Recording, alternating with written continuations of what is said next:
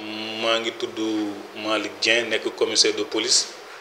commissaire central bu police bu Ziguinchor chef du service régional de la sécurité publique ndaje bi nag tey li ko waral mooy fan yi ñu génn wala semaines yi weer yi ñu génn nemmeeku nañ fii ci Ziguinchor ay cas d'agression ci yenn koñ yi ak ci yenn bërëb yi xëy na bi ci mujj sax mooy concert bi nga xam ne am na fi samedi ba la ñu génn te bi mu paasee mu am ñenn ñi nga xamante ne ni profité nañ ci situation boobu ba ñi nga xam ne ñëwoon nañ ci concert bi ñii ñu nangu seeni téléphone ñii ñu nangu seeni saak ci yoon bi ñuy ñibbi bi concert bi jeexee parce que quand même ci biir concert bi wax dëgg neex yàlla police jëloon na ay matuwaayam ba képp ku fa ñëw ngir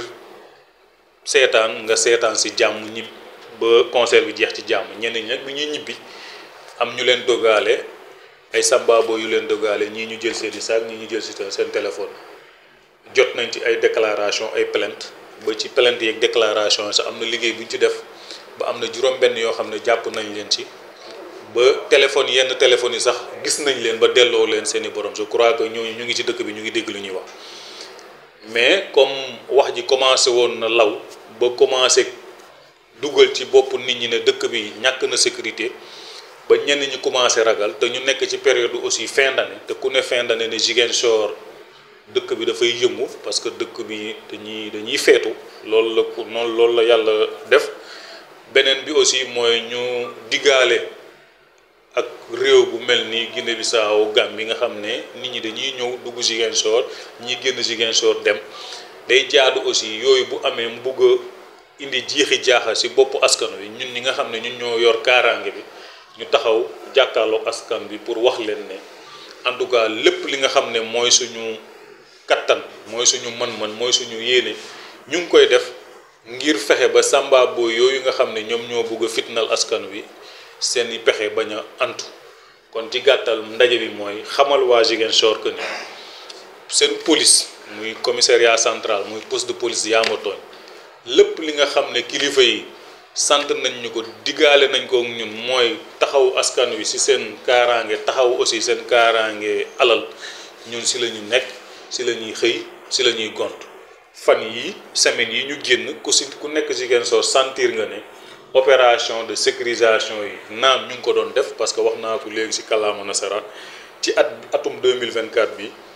def nañ ci ñetti téeméer ak fukk ak ñaari opération daanaka bés bu nekk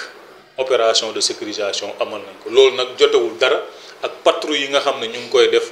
guddi ak bëccëg ci biir dëkk bi donc pour woon askan wi ne police mosul dellu ginnaaw mosul yox-yoxi mosul arrière ci liggéey boobu noonu te ci fan yu néew gën gaa gàtt ñeenti fan yéen ñii di suñu mbokk journalistes yi dinañ ànd ak yéen ci opération yooyu ñuy amal ci terrain bi pour que yéen seen bopp ngeen mun a xam exactement ban liggéey la police nekk di liggéey fii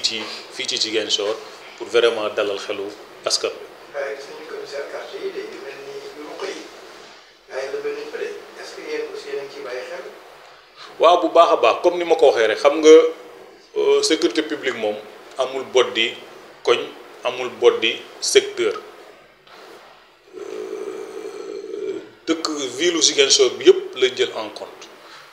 patrouille yi ñuy def opération sécurisation yi ñuy def boo xoolee sax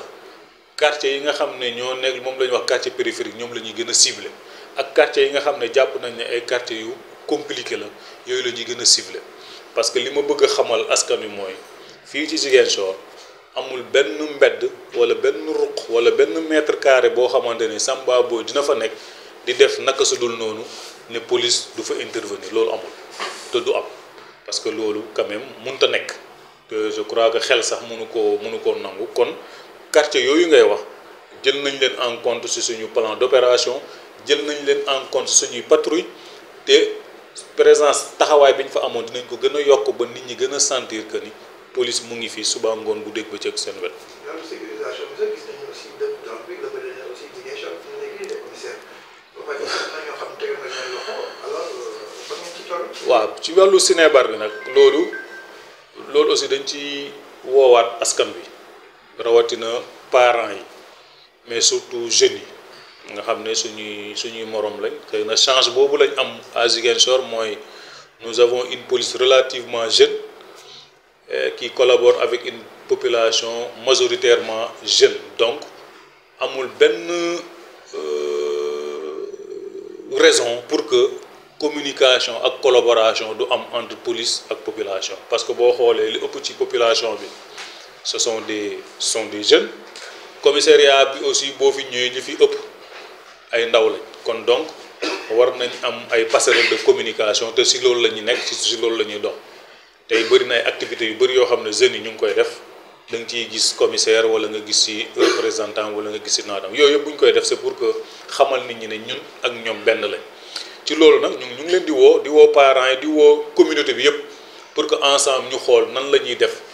ba fexe ba aar suñu ndaw yi aar suñu jeunesse bi mais surtout aar suñu population ci yenn jafe-jafe yi moo xam drogue bi moo xam yeneen xeet yi nga xamante ni vraiment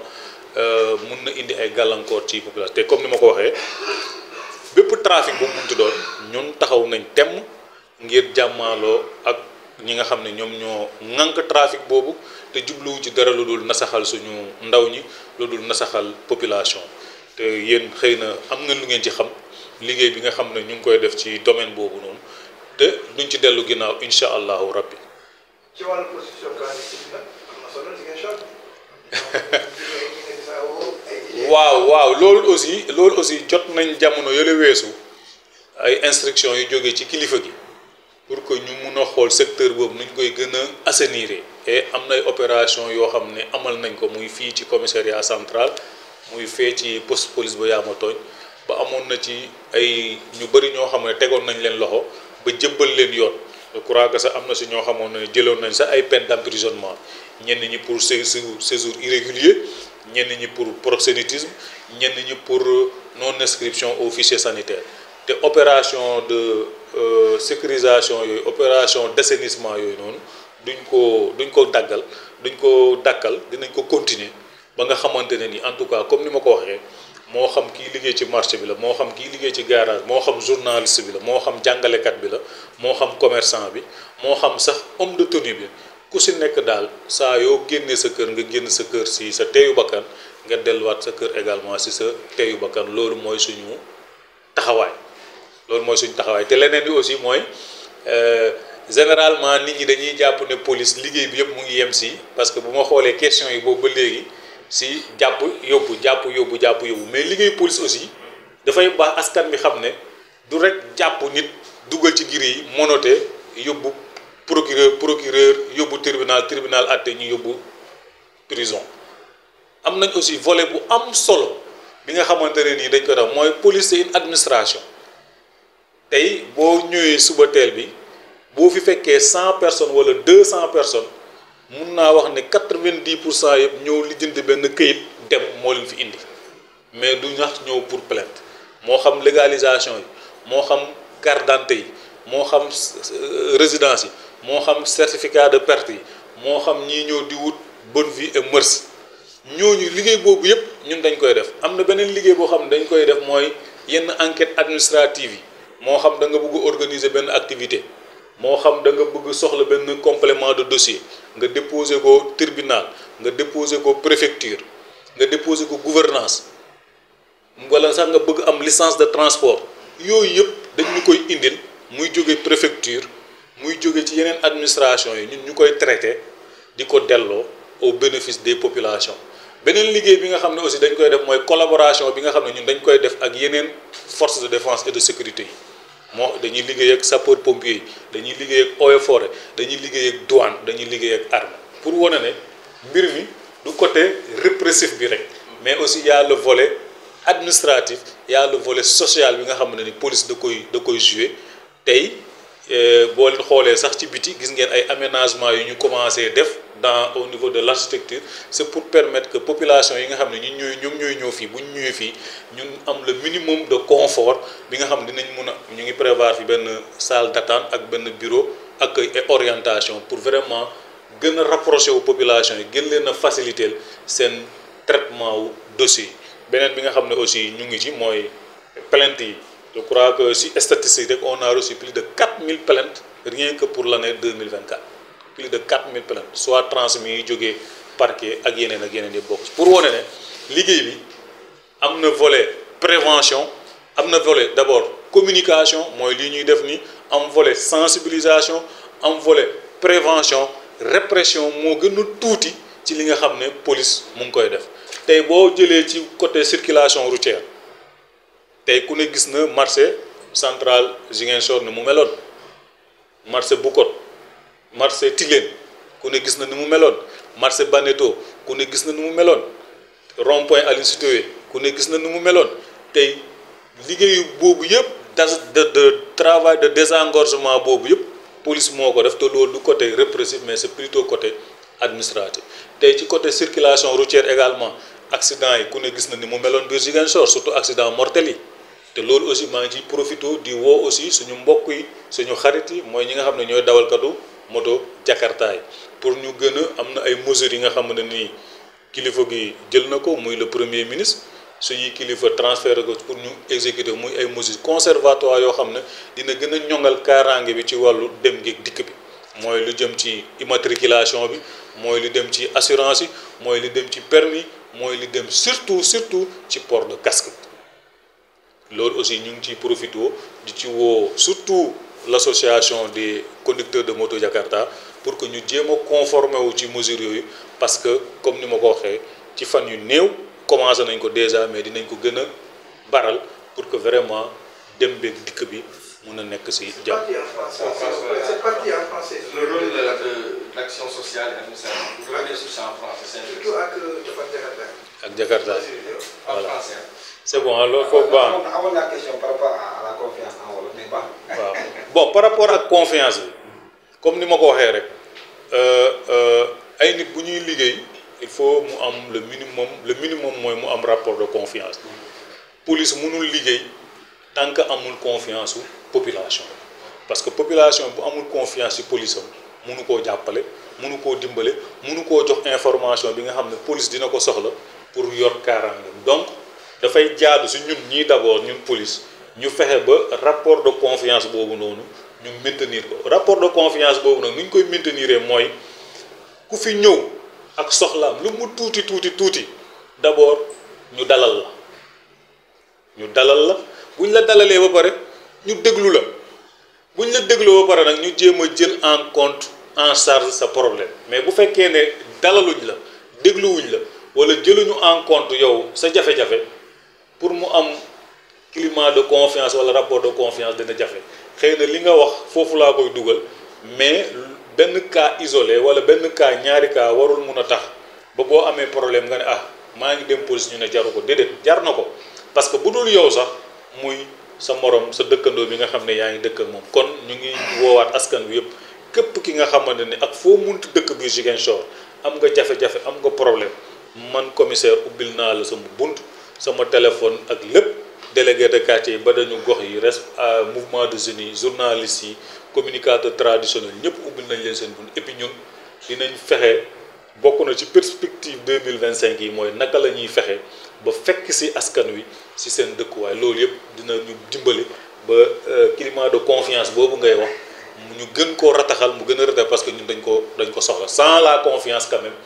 mënuñu def dara. commissaire ci français dégg nga ci français waxoon nga ko ci wolof nga ñëwaat rek ñaata doomu aadama ngeen jàpp. waaw ci année 2024 bi su ma ko xoolee daanaka ñun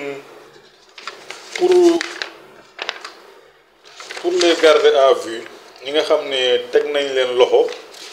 indi leen ci commissariat bi ñu ngi toll ci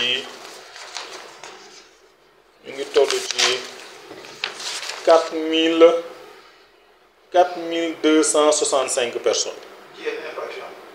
bëri na yii mais ci ñooñu 387 personnes la nga xam ne déféré nañ leen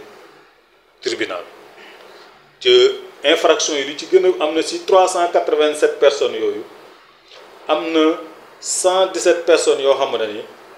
ci mbirum drogue lañ leen déféré soit un pourcentage de 30,23%. si 387 personnes yi nga xam ne présenté lañ leen 117 yi mbirum trafic la consommation drogue la drogue boobu nag mu chanvre indien ecstasy et cetera. beneen bi nga xam ne moo ëpp ay nit yi ñu defee rek mu toll ci 107 personnes soit 27,64%. yooyu yëpp mooy infraction yi nga xam ne laal na ci alalu jàmbur jël alalu jàmbur yàq alalu jàmbur escroquerie abus de confiance mooy les infractions liées au bien. kon ci mun nañ wax ne ci suñu statistique li gën a bëri ñi nga xam ne jàpp nañ leen présenté leen mbirum drogue la bi ci topp mooy mbirum infraction liée au bien waaw loolu la quoi. waaw bon. Par rapport à la sécurité routière, je l'ai dit tout à l'heure en wolof, malheureusement quand on parle de l'action policière, la majorité pense plus à l'aspect répressif. Mais la police n'a pas qu'une fonction répressive. Elle a également une fonction sociale, éducative, préventive. Et la répression vient en dernier ressort. Et c'est d'ailleurs dans ce cadre que si vous venez au commissariat, ou bien ça, et c'est valable au niveau de tous les commissariats de police, tous les services de police, si vous trouvez 200, 300 personnes, disiez-vous que les 90 ou 95% ont un rendez-vous avec la section administrative. Soit c'est pour la délivrance de la pièce d'identité nationale, soit pour la délivrance d'un certificat de bonne vie et mœurs, soit c'est pour un certificat de perte, soit c'est pour une déclaration, soit c'est pour une légalisation d'un document administratif. Et rien que ici à Ziguinchor, pour l'année 2024, on en a reçu, je peux dire, plus de 30 000 personnes juste pour ce volet administratif. Et cela m'amène à parler de la sécurité routière, généralement à la police administrative, qui est la deuxième section de la police, à côté de la police judiciaire. Et le commandant du corps urbain ici présent en est le maître d'œuvre. Vous avez vu la situation qui prévalait au marché central de Ziguinchor, avec l'encombrement des trottoirs, de l'axe principal qui va jusqu'au niveau de l'hôpital de la Paix et dans la zone militaire numéro 5. Vous avez vu la situation qui prévalait au marché Tilé, avec l'occupation de la canalisation. Vous avez vu la situation qui prévalait au marché Baneto. Et lorsque nous avons été saisis par les consommateurs,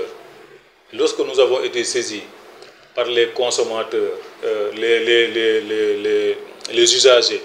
et les commerçants, nous avions pris les dispositions nécessaires pour désengorger ces trois marchés-là. Et aujourd'hui, vous pouvez y aller, entrer et sortir librement, tranquillement. Et chaque fois, il y a un dispositif sécuritaire qui est mis en place pour assurer le suivi. Parce que le défi, ce n'est pas de désengorger, mais le défi, c'est de maintenir la situation. Et depuis bientôt 1 an, nous avons maintenu cette situation. Vous aviez également constaté les nombreux cas d'accidents de la circulation, qui sont souvent mortels. Cette année, on en a eu 12 cas d'accidents mortels. Et sur les 12 cas d'accidents mortels, les 10 impliquent des conducteurs de moto Jakarta. C'est un chiffre alarmant.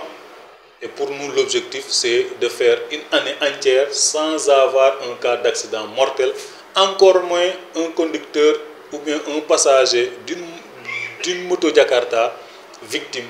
d'accident. Et c'est pour cette raison que je lance un appel à l'ensemble des acteurs, principalement l'association des conducteurs de moto Jakarta dirigée par mon frère et ami Ansou Badji, pour les inviter quand même à se conformer aux directives et aux mesures édictées par l'autorité. L'immatriculation, l'assurance et le port du casque. Parce que quand même, surtout le port du casque. Et pour le conducteur et pour le passager. Et éviter également le surnombre au niveau des motos. Une moto quand même, maximum, ne peut transporter que 2 personnes. Mais vous verrez une moto à bord de laquelle vous allez trouver 2, 3 personnes, 4 personnes, et qui roulent à tombeau ouvert, avec aucune mesure de sécurité. S'il y a accrochage, bonjour les dégâts. Donc, et quand même, ce qui est de notre responsabilité, nous allons l'assumer. Nous allons l'assumer en parfaite collaboration avec les acteurs, mais également en parfaite responsabilité. Et incessamment, des actions quand même sont déjà menées et ces actions seront renforcées, seront poursuivies pour que quand même la sécurité routière ne soit pas un vain mot ici à Ziguinchor, pour que l'on puisse circuler en milieu urbain en toute quiétude, en toute tranquillité. Et comme je l'ai dit, nous allons, vous de la presse, vous inviter de jour comme de nuit à nous accompagner pour mieux vulgariser les actions que nous menons sur le terrain au bénéfice des populations. Que cela soit la sécurité routière, mais également la police judiciaire. Vous avez invité les Jakartamans à se conformer après le décret du Premier ministre. C'est ça. Voilà. Pour les Jakartamans également, je crois qu'il y a moins de 24 heures, avec le commandant, nous avons échangé sur la question avec le président de l'association. Eux-mêmes, ils sont au courant des mesures prises par le Premier ministre. Et je note quand même qu'ils sont dans la volonté de s'exécuter, parce que toutes les mesures qui ont été prises vont dans l'intérêt des conducteurs des motos Jakarta. Il n'y a pas une mesure qui est contre le développement de leur activité. Parce que moi j'ai l'habitude de le dire, pour pouvoir travailler correctement, il faut être en sécurité. Et la sécurité d'abord, c'est une affaire personnelle. L'autorité, tout ce qu'elle peut faire, c'est de prendre des mesures et de demander à services compétents d'en assurer l'exécution. Mais si la police se déploie dans toutes les rues et ruelles de Ziguinchor pour faire respecter ces mesures et que les acteurs concernés eux-mêmes ne jouent pas le jeu, ou bien ne collaborent pas, ou bien pensent que ces actions qui sont menées par le commissaire et ses hommes, c'est uniquement pour leur compte et non pour assurer leur propre sécurité, je pense que nous allons échouer et nous ne voulons pas échouer. Donc, nous allons les inviter à se conformer. Pour ceux qui vont se conformer, alhamdoulilah. Maintenant, pour les récalcitrants, quand même, nous allons les motiver à respecter les mesures.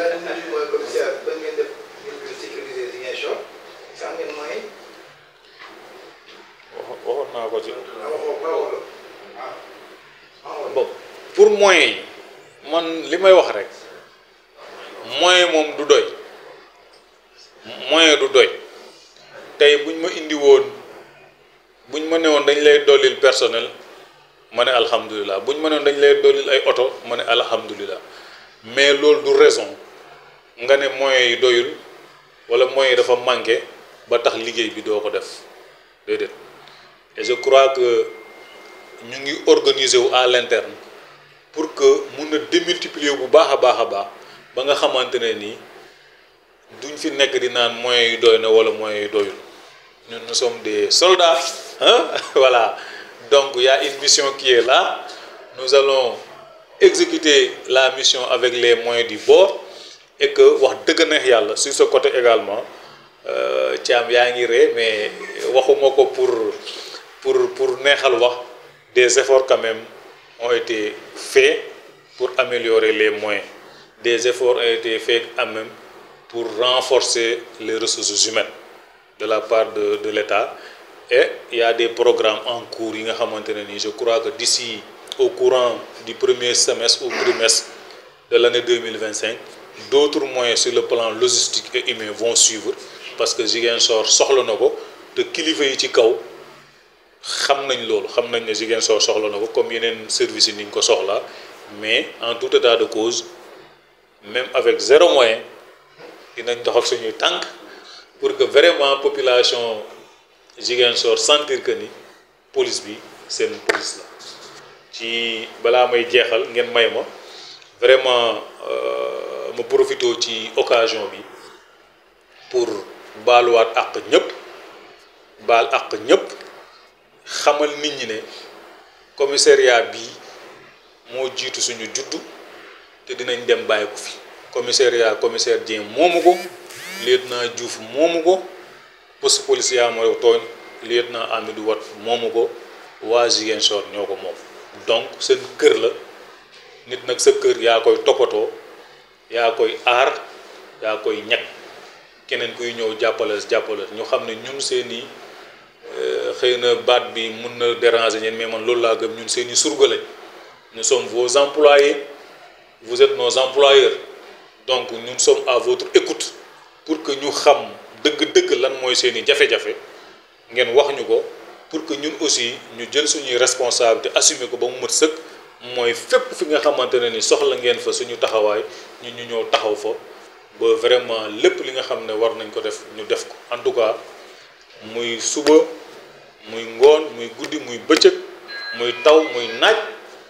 heure bu ngeen gestoo ngeen soxla police dina ñëw nekk seen wet ngir sàmm seen kaaraange alal jërë ngeen jëf